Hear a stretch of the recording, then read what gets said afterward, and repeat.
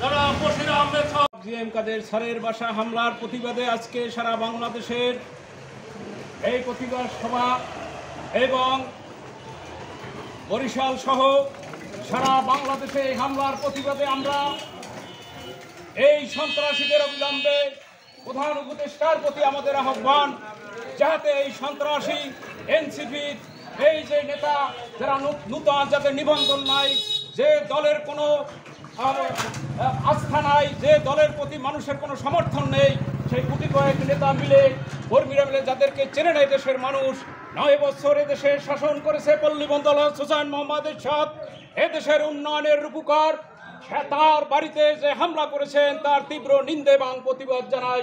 আমরা পিরিজপুরে বিক্ষোভ এবং সমাবেশের মধ্য দিয়ে আজকের এই পথসভায় এখানে জাতীয় পার্টি অঙ্গ সংগঠনের নেতৃবৃন্দ আমরা এখানে বক্তব্য রাখছি।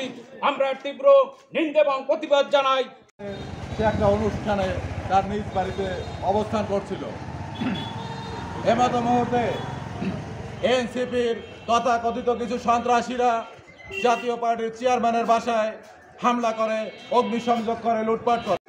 অবিলম্বে আইনের আওতায় এনে শাস্তির ব্যবস্থা দাবি করছি এবং এর সাথে সাথে পিরোজপুর জেলা জাতীয় পার্টি অঙ্গ সংগঠনের নেতৃবৃন্দ এর তীব্র নিন্দা জ্ঞাপন করছে। এই বলে আমার সংক্ষিপ্ত বক্তব্য শেষ করছি।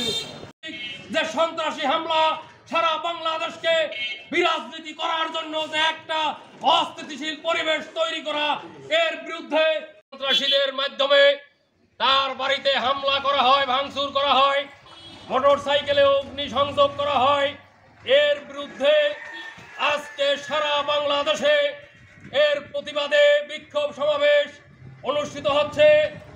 এই সমাবেশে এখানে পিরোজপুর জেলা জাতীয় পার্টির সম্মানিত বাংলাদেশে এই যে মব অর্থাৎ গণদাঙ্গা হাঙ্গামা, বশির আহমেদ সরকার ইনুস শুধু জালিয়াত, জনাব বশির আহমেদ